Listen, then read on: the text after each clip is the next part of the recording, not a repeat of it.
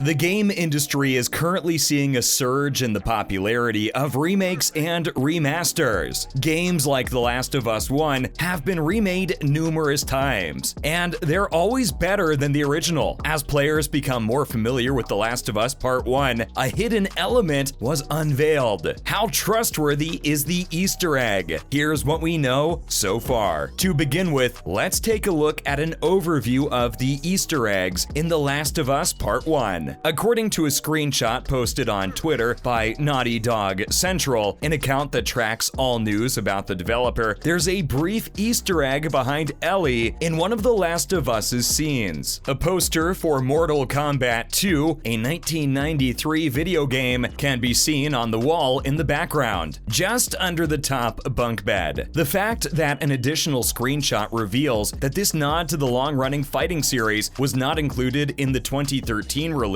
begs the question of why it was included in the remake, but it's still a neat little find. The fact that The Last of Us takes place in 2033 and MK2 was released in 1993 could imply that this is a reference to the 40 years that have passed between the release of the latter and the setting of the former, but this is just speculation. Mortal Kombat is a legendary fighting franchise that debuted in the early 1990s and was partly responsible for video games receiving age ratings from the Entertainment Software Rating Board, or ESRB, due to its depiction of violence. The fact that the studio put a small Easter egg in the sequel might just be a nod to this classic game. Following that, what do we know about the platforms for The Last of Us Part 1? It appears that the first chapter of The Last of Us will not be released on the PlayStation 4, PS4, console, despite the fact that the second installment of the series looked fantastic on that system. It is clear that Naughty Dog has prioritized ever increasingly powerful hardware throughout its development. For the time being, console gamers should be aware that it will only be playable on the PlayStation 5 system, as it is the only one that is currently supported. On the other hand, it will be available on personal computers as well, albeit not as quickly. Neil Druckmann has stated unequivocally that the personal computer edition of the game will be available not long after the PlayStation 5 version is released to the general public. The 1.0 version is now available. Next up, the storyline of The Last of Us Part 1. In The Last of Us, the first part of the story follows Joel Miller, a bereaved father, attempting to navigate the ruins of civilization after it has crumbled. It is believed that a dangerous airborne disease is spreading throughout the world. This disease has the potential to turn people into mindless zombies, or worse, to make cities extremely dangerous places to live. A group known as the Fireflies contacts him and asks him to drive a little girl named Ellie across the country while they search for a cure. They need to study her because she doesn't seem to have the disease. This will help them make a vaccine. The player controls Joel for the majority of the game as he travels through cities and the countryside on his way to the Fireflies. Along the way, he encounters hordes of infected and bad people who are trying to take advantage of the chaos in the new world. It's a harrowing story, and it's one of the most expressly told in gaming. It is full of moral quandaries and varying shades of gray, and it leads beautifully into the masterful sequel, The Last of Us Part 2. Moving on, The Last of Us gameplay. The comparison of scenes from the first trailer for The Last of Us Part 1 and the remastered version of the game released on PS4 demonstrates that Naughty Dog appears to be erring on the side of faithfulness with this remake. Some scenes are exactly the same in terms of framing and delivery, with the only difference being a noticeable improvement in visual fidelity and facial animation. According to Neil Druckmann, developers were able to use the original motion capture data to get much closer to the real-life performances they captured, and you can see that benefit in the snippets already. More differences will be noticeable in gameplay, which should feel much more like The Last of Us Part 2 in terms of fluidity and animation quality, with your movements syncing up much more smoothly. This will also imply that enemy AI will be much more sophisticated, potentially leading to more emergent fights. We don't know if Naughty Dog changed any sequences in the process, such as addressing one of the first game's few criticisms by redesigning some of its more repetitive ladder or raft puzzles. For the time being, we're assuming nothing will change. The trailer also shows that, like the remastered edition, the game will include the acclaimed Left Behind DLC, which flashes back in Ellie's life to show a formative moment in her development. Following that, Epic Games is being sued by a choreographer for using his copyrighted moves in a Fortnite emote. A professional choreographer has sued Epic Games, alleging that the company stole his dance techniques in order to create an emote for the video game Fortnite. Certain moves in the It's Complicated emote were taken from a routine that was protected by intellectual property rights, according to choreographer Kyle Hanagami, who has worked with pop musicians such as Britney Spears, NSYNC, Blackpink, and others. Emotes are various activities, such as dance moves, that players can purchase for their characters in the game to perform. In 2017, Hanagami revealed the choreography he created for Charlie Puth's song How Long. In August 2020, the It's Complicated emote was added to Fortnite. According to the lawsuit's allegations, Epic Games did not credit Hanagami nor obtain his permission to use, display, duplicate, sell, or create derivative work based on the registered choreography. Next up, Radiant Silvergun is also strangely missing from the North American eShop. Despite being announced and released yesterday, Radiant Silvergun, Treasure's classic 1998 shoot-'em-up, is no longer available for purchase via the North American Nintendo Switch eShop. The Switch port debuted in the most recent Nintendo Direct, following which the game was made available for purchase. However, that only lasted a few hours in North America, as Radiant Silvergun was apparently removed from the storefront shortly after the launch. The game's publisher, Livewire, confirmed the game's removal on Twitter, but provided no details as to why it was removed or when it might return. Well, Radiant Silvergun is still on sale in the European and Japanese eShops. Moving on, due to the rising cost of making games, Square Enix plans to stop owning full studios. According to Square Enix's Q1 FY 2023/3 financial results briefing session for investors, the company will pursue other approaches other than outright ownership of studios. Although the company's traditional policy has been to own studios, President Yosuke Matsuda stated that the company is looking to diversify into joint ventures, equity method affiliates, and minority stakes. Because of the rising cost of developing games in recent years, games that do not sell well carry increasing risks. I want to find ways to allocate capital to studios that give us more flexibilities, Matsuda explained. This is consistent with Square Enix's recent studio reorganization. Embracer purchased Crystal Dynamics, Eidos Montreal, and Square Enix Montreal earlier in 2022. Square Enix did not provide additional details about its blockchain plans during the same briefing session, instead informing investors that more information will be provided in future announcements. Square Enix has released an FMA mobile game, which is currently only available in Japan and has no global release date set, and has other titles in the works. Crisis Core Final Fantasy VII Reunion comes out on December 13th, 2022, and Forspoken comes out in January 2023. Finally, why is Netflix getting into video games? Netflix executives spoke at length about the company's video gaming ambitions for the first time. Their justification for broadening the company's product offerings was very Netflixian. To add value to the service, Netflix will ostensibly begin offering free mobile games to subscribers. Subscribers in the United States and Canada fell by 400,000 in the second quarter, indicating that the industry may be nearing saturation. Including video games may attract new customers while decreasing churn. The success of this initiative is fundamentally about great games. Netflix Chief Operating Officer and Chief Product Officer Greg Peters said during the company's second quarter earnings conference call on Tuesday. We believe games games can provide more entertainment value. But if you peel back the curtain, it's clear that Netflix chose video games as one of its first significant non-video related business ventures for two reasons: data and intellectual property. These two ideas are fundamental to Netflix's success as a video streaming service. Well, that marks the end of our video for today. We hope you enjoyed it. On your way out, make sure to hit the subscribe button. Thanks for watching.